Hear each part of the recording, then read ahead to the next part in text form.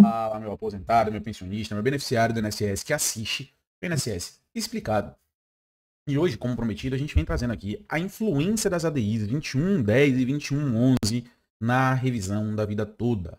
Gostaria de saber se vocês que estão aí do outro lado estão ouvindo, mas hoje a live ela é tiro rápido. Ela é para explicar o passo a passo da 2110 e da 2111 sem delongas, explicar tudo o que aconteceu desde o julgamento de ontem, dia 20/3 de 2024, que pode alterar aí de maneira significativamente a revisão da vida toda. Mas esse vídeo aqui não é no esquema terrorismo, né? Essa live aqui não é no esquema terrorismo, é para explicar a realidade. Então vamos lá, sem maiores delongas, entender por que eu tô falando da 2110 e da 2111 relacionada à revisão da vida toda, tá? Então aqui a gente mata a cobra e mostra a cobra. Então você vai comigo entender tudo direitinho. Então, a primeira coisa que a gente tem que perceber é que o calendário do julgamento do STF, ele foi alterado. Logo, as ADIs 2110 e 2111 virão à frente da revisão da vida toda.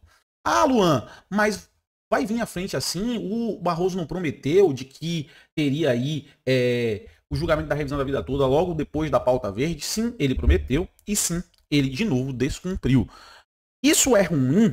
Não, isso não é ruim. Isso pode demorar um pouco mais a revisão da vida toda, mas não necessariamente é ruim, porque a ADI 2110 e a ADI 2111, ela tem sim a ver, ela é um tema correlato com a revisão da vida toda. E vocês vão ver isso na prática aqui comigo hoje, tá? Então, sem perder muito o foco, vamos clicar aqui na ADI 2110, entender do que a ADI 2110 se trata. Então, quando a gente vai aqui para a ADI 2110, a gente tem aqui a ação direta de inconstitucionalidade, o número do processo por referência, e o melhor de tudo aqui é a gente ir para as sessões virtuais, porque a gente pode ver o que aconteceu de fato e do que essa ADI se trata. Quando a gente clica aqui no relatório, tá? O que a gente tem na prática aqui, tá? O que a gente tem no relatório, tá?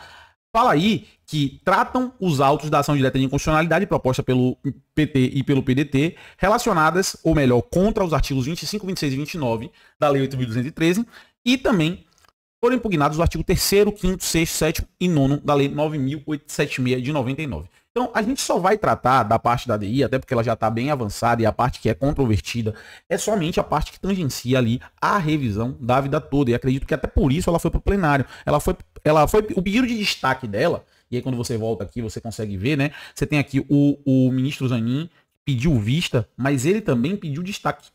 E ele pediu destaque no mesmo dia, exatamente no mesmo dia, e o ministro Alexandre de Moraes pediu destaque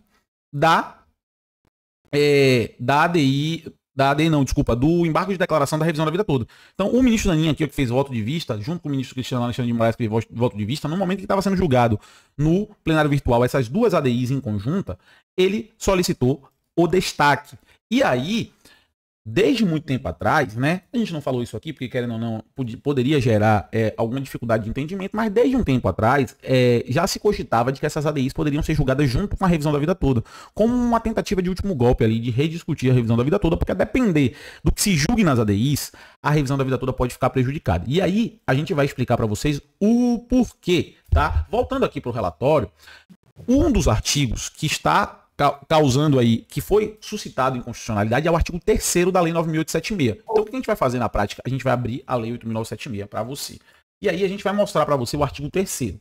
Aí ele diz assim, ó, para o segurado filiado à Previdência Social até o dia anterior à data da publicação desta lei, que vier a cumprir as condições exigidas para a concessão dos benefícios do regime geral de Previdência Social, no cálculo de salário de benefício, será considerada a média aritmética simples dos maiores salários de contribuição, correspondente a um mínimo de 80% de todo o período contributivo decorrido desde a competência de julho de 94, observados o disposto nos incisos 1 e 2 do artigo 29, com redação dada por esta lei. Então, é isso que diz o artigo 3º. E, quando você vai avançando nos votos, e aí você pode, por exemplo, pegar o voto aqui do ministro Nunes Marques, que é a favor, vota aí de acordo com o aposentado e pensionista, quando você pega o voto dele, você percebe que o problema não está. Quando a gente digita aqui, ó, revisão da vida toda, e você vai ver aqui, a gente vai ler isso aqui para você, você vai ver que o problema não está sobre a constitucionalidade ou não desse artigo, tá? O que se está discutindo que pode gerar problema na revisão da vida toda é se esse artigo 3º, ele tem que ser colocado como prioridade, na verdade ele tem que ser colocado como obrigatoriedade em detrimento do artigo 29 da Lei 8.212, porque o artigo 29 diz, do inciso 1 e 2, que são os observados, ele diz assim, ó, para os benefícios que tratam a linha B e C do inciso do artigo 18, do inciso 1 do artigo 18, na média aritmética simples dos maiores salários de contribuição, correspondentes a 80% de todo o período contributivo, vezes multiplicado pelo fator previdenciário. E no inciso 2 ele fala, para os benefícios que tratam a linha A, D e H, artigo 18, inciso 1 do artigo 18, a média aritmética simples dos maiores salários de contribuição correspondente a 80% de todo o período contributivo. Quando ele fala de todo o período contributivo, sem ressalva desde a competência de julho de 94, aqui ele abre margem para a revisão da vida toda. Então esse artigo 29 é o artigo que fundamenta a revisão da vida toda. E esse artigo, ele já foi dito na maioria dos votos no plenário virtual como constitucional, assim como esse artigo 3º, dito como constitucional. O problema é que alguns ministros acham que o artigo 3º, a existência do artigo 3º, impede a aplicação do artigo 29. Ou seja, o artigo 3º ele tem que ser tratado com obrigatoriedade. Tem que ser dessa forma. E se for dessa forma, não permite todo o período contributivo. E se não permite todo o período contributivo, não permite a revisão da vida toda. Esse é o cerne da questão. E aí a gente vai entender, de fato, como é que isso se apresenta. Como é que estava esse julgamento em plenário virtual e se realmente a gente tem um cenário desenhado para a concordância com o aposentado e pensionista, né, que é para a aplicação da revisão da vida toda, ou não.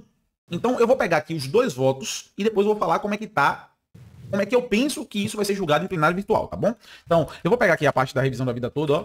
Vou pegar o voto do Luiz Nunes Marques, que é relator, que na revisão da vida toda votou contra, e por isso mesmo, eu disse para vocês que o Nunes Marques pode ser uma surpresa, assim como o André Mendonça, tá? Por quê? Porque nessas ADIs, a posição do Nunes Marques, ela é bem favorável ao aposentado e pensionista no que tange a revisão da vida toda. Então ele vai aqui, ó. Ressalto que a questão de repercussão da nova forma de cálculo do PBC sobre os segurados filiados ao RGPS na data de entrada em vigor da alteração foi discutida nos autos do RE 1.276.977, tema 1102. Tá vendo aqui ele falando da revisão da vida toda. Tendo-se firmado tese, segundo o qual o segurado que implementou condições para o benefício previdenciário após a vigência da Lei 9876 de 26 de 11 de 99 e antes da vigência das novas regras constitucionais introduzidas pela Emenda Constitucional 103 de 2019, tem o direito de optar pela regra definitiva. Qual é a regra definitiva? Artigo 29. A regra definitiva é essa, todo o período contributivo, tá? Daqui. Caso lhe seja mais favorável. Contudo, a discussão lá foi ligeiramente diversa daqui, estabelece aqui. O que se pretendia no citado recurso extraordinário na revisão da vida toda, sob a denominação de revisão da vida toda, era que os filiados à Previdência antes da Lei 9.876 de 99 tivessem o direito de optar entre a forma do cálculo do PBC, que considera todo o período contributivo, em detrimento da regra de transição do artigo 3º da 9876, que considera apenas o salário de contribuição a partir de julho de 94, quando aquela forma de cálculo for mais favorável. Ou seja, lá não se postulava exatamente a declaração total de inconstitucionalidade do artigo 3º. Ou seja, na revisão da vida toda nunca foi discutido se esse artigo era ou não inconstitucional, tá? Mas sim a declaração de inconstitucionalidade no caso de a regra de transição ser menos favorável do que a regra permanente. De certo, há uma interseção, ou seja, uma similaridade entre os dois casos, mas não me parece que chegue ao ponto de prejudicialidade. O que é que ele quer dizer com prejudicialidade? Não prejudica a revisão da vida toda. Por isso que estou declarando constitucional o artigo 3º da Lei 9876, então ele declara isso aqui constitucional, mas ele diz que não há prejuízo, ou seja, sem prejuízo da aplicação do firmado no tema 1102 para os casos que alude. E ele deu esse voto 11 de 8 de 2023. Então já depois do julgamento da revisão da vida toda e já depois, inclusive, dos embargos de declaração ter sido suscitado pelo INSS. Tá? Então, ele não vê prejudicialidade. E aí a gente vem para a nossa capa aqui, porque a gente já deixou o lado esquerdo com o lado dos desfavoráveis e o lado direito com o lado dos favoráveis. Esse voto é o voto do ministro Nunes Marques, tá? Que é esse aqui, ó, encabeçando a lista do lado direito. Você tem aqui André Mendonça no meio, porque ele vai ser o voto de Minerva, tá? E você tem com ele, que concorda com ele, o ministro Fux, a ministra Carmen Lúcia, o ministro Edson Fachin e o ministro Alexandre de Moraes. Você tem também o Dias Toffoli. O Dias Toffoli, que tá aqui, ele é o segundo do lado do Flávio Dino, depois do André Mendonça, do lado esquerdo tem Flávio Dino e Dias Toffoli. Dias Toffoli é esse daqui, eu vou botar na tela para vocês verem. Dias Toffoli. Tá? Vou botar aqui na tela para vocês verem. Dias Toffoli é esse daqui, tá? tá? Ele também votou no sentido de que a revisão da vida toda não prejudicaria a constitucionalidade do artigo 3º não prejudicaria a revisão da vida toda. Só que ele, na revisão da vida toda, em plenário virtual, concordou com o Zanin. Então ele pode aqui, claramente, no plenário físico, mudar de posição. Por isso eu coloquei ele do lado de cá, tá? Mas hoje o aposentado e pensionista, ele tem aí, nessas ADIs, 6 votos a favor, inclusive o do Dias Toffoli, que está aí na tela para vocês, tá? Inclusive do Dias Toffoli. Mas eu acredito que esse voto pode ser alterado em plenário físico, tá? Então a gente tem que tomar cuidado quanto a isso. Correndo por fora, na esteira da ADI 2110 e da ADI 2111, que trata basicamente da mesma coisa, quando você olha o voto de vista do Zanin, que você tem esse voto acompanhado aí pelo ministro Luiz Roberto Barroso, pelo ministro Gilmar Mendes, e a gente tem uma tendência natural aqui, o Flávio Dino também acompanha esse voto. Sim, o Flávio Dino nas ADIs ele vota. Diferente da revisão da vida toda. Ele não vota na revisão da vida toda, mas nas ADIs ele vota. Então a gente tem uma inclinação de o Flávio Dino ter uma votação aí contrária à revisão da vida toda. Chegando agora, nomeado pelo governo recente, um ministro que já se demonstrou muito pró-governo, pouco pró-população. Então, é claro que a gente tem aí inclinações e possibilidades do Flávio Dino votar contrário ao aposentado e pensionista. De modo que o voto de Minerva seria o voto do André Mendonça, que a gente acredita fortemente que votaria aí na ADI de maneira favorável ao aposentado e pensionista, seguindo a mesma linha do Nunes Marques, tá? Então, vamos colocar aqui, no voto do Zanin, revisão da vida toda, né? Então, ele fala aqui, ó.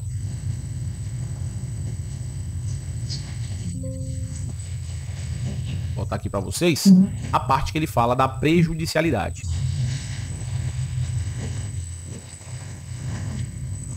Ele traz o voto do ministro Nunes Marques e ele fala aqui, ó. A discussão travada naquele discurso, aqui não, aqui é do Alexandre de Moraes ainda, ele traz aqui.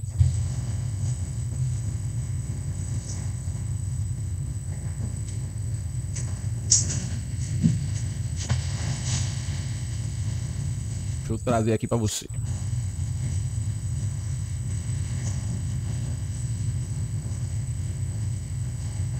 Aí ele faz aqui, ele traz o voto do Alexandre de Moraes, traz o voto do Nunes Marques e diz, ó, pedindo venhas aos ministros Nunes Marques e Alexandre de Moraes, entendo pertinente fazer uma ressalva quanto ao entendimento acima, especialmente porque no julgamento dos mencionados embargos de declaração que está em discussão a modulação dos efeitos do objeto tema 1102 de repercussão geral, que é o tema da revisão da vida toda.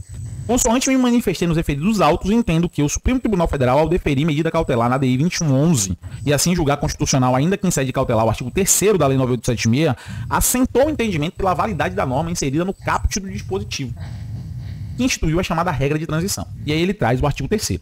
Como se vê, o dispositivo é bastante claro em estabelecer que os segurados filiados antes da edição da Lei 9876, para fins de apuração do salário de contribuição, submetiam-se necessariamente à regra de transição, não permitindo outra interpretação. Nesse sentido, transcrevo, exceto o voto do proferido ministro Luiz Roberto Barroso, no aludido RE 1276977-DF. Aí ele traz o voto do Barroso, tá? No recurso da revisão da vida toda.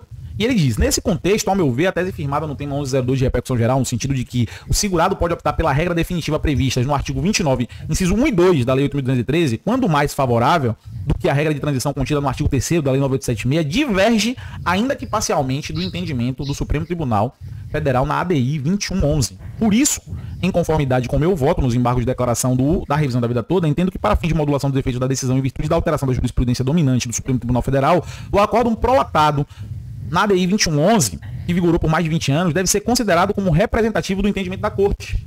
Em outras palavras, caso a tese objeto do tema 1102 fique inalterada após o julgamento dos embargos de declaração, o acordo proferido no recurso extraordinário 1276977, que é o do recurso da revisão da vida toda, representou inovação da jurisprudência do Supremo Tribunal sobre a questão, alterando, ao menos em parte, o entendimento representado pela medida cautelar da ADI 2111. Então ele diz aí que o artigo 3º, ele deve ser obrigatório em detrimento do artigo 29. Isso fica claro no voto do Zanin, e esse voto, ele é acompanhado pelo ministro Luiz Roberto Barroso, pelo ministro Gilmar Mendes, tá? Então são esses três que estão do lado do Zanin, tá? Nessa prejudicialidade, o que a gente chama, quando a gente julgar favorável à ADI, a constitucionalidade do artigo 3º da 9876, a gente não mais poderia aplicar o artigo 29. É isso que ele está dizendo na prática. Mas O que a turma do lado de cá, que é a turma favorável ao aposentado e pensionista, diz é o seguinte: os dois artigos eles coexistem e o que deve ser aplicado é a regra do benefício mais vantajoso, tá? Então, na prática, a discussão é essa. E o que a gente tem na prática? 6 votos contra 3, mas a possível mudança do voto do ministro Dias Toffoli para votar em contrário ao aposentado e pensionista. E a gente também tem a possibilidade do Flávio Dino votar em contrário ao aposentado e pensionista. E aí ficaria 5 de um lado, 5 do outro, e o voto do André Mendonça seria o voto de Minerva, tá? Sendo o voto de Minerva o voto do André Mendonça, esse que aqui está no meio da capa, a gente tem uma tendência natural a validar a coexistência tanto do artigo 3º quanto do artigo 29 e a aplicação daquele que é mais vantajoso.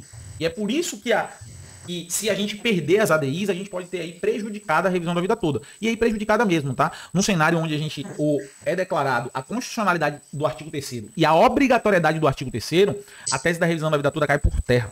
Tá? Então a gente tem que ter muito cuidado com esse julgamento da ADI. Eu acredito que não é motivo para pânico e a gente vai sair vitorioso.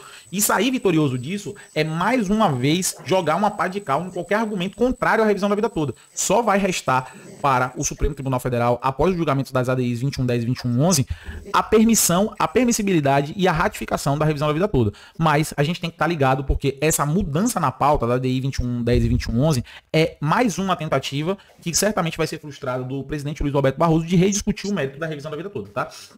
Então, isso é o resumo. A gente trouxe aqui em 20 minutos para você bem rapidinho do que vai acontecer hoje nas ADIs 2110 e 2111, o que é que vai ser julgado, qual vai ser o tema central do julgamento da ADI 2110 e 2111 no que tange a problemática da revisão da vida toda. Você vai ver que o julgamento ele tem outras coisas relacionadas à constitucionalidade de outros artigos da lei 9876 e alguns artigos da lei 8.213, e você vai perceber que o julgamento ele vai ser fluido no que tange aos outros temas. O que vai emperrar mesmo é só essa questão da prejudicialidade da revisão da vida toda. A gente acompanha com você o julgamento da revisão da vida toda hoje à tarde, tá? Mesmo que ele não aconteça, a gente vai estar acompanhando o julgamento das ADIs 2110 e 2111, trazendo para vocês o que teve de melhor e a interpretação aí desse julgamento, tá? Eu tenho aí as minhas dúvidas se o julgamento da revisão da vida toda irá começar de fato, porque vai ter aí uma grande discussão acerca do tema da ADI 2110 e 2111, principalmente no que tange a prejudicialidade ou não da revisão da vida toda, a continuidade ou não da revisão da vida toda. Então, as ADIs, elas certamente vão ser julgadas em conjunto, e aí, superado o tema da ADI, saindo vitorioso o aposentado e pensionista da ADI, começa-se o julgamento da revisão da vida toda. Será que vai dar tempo? Não sei. Acredito que não. Acredito que a revisão da vida toda vai ficar pautada para depois, mas a gente vai sair vitorioso da DI 2110 e 2111, tá bom? A gente vai acompanhando, mais tarde a gente traz o veredito final aqui para vocês, tá bom? A gente vai encerrando a live de hoje. A live de hoje é só bate-bola mesmo, só para poder vocês terem a noção do que tá por trás das ADIs e deixar claro para vocês de que a gente não tem motivo para pânico, mas a gente tem que ficar vigilante. Muito obrigado pela sua audiência, pela sua paciência. Eu te espero no próximo vídeo ou na próxima live. Talvez a gente ainda solte um vídeo hoje no meio do dia, próximo ao julgamento. E a gente tem aí uma live no final do dia, tá bom? Muito obrigado.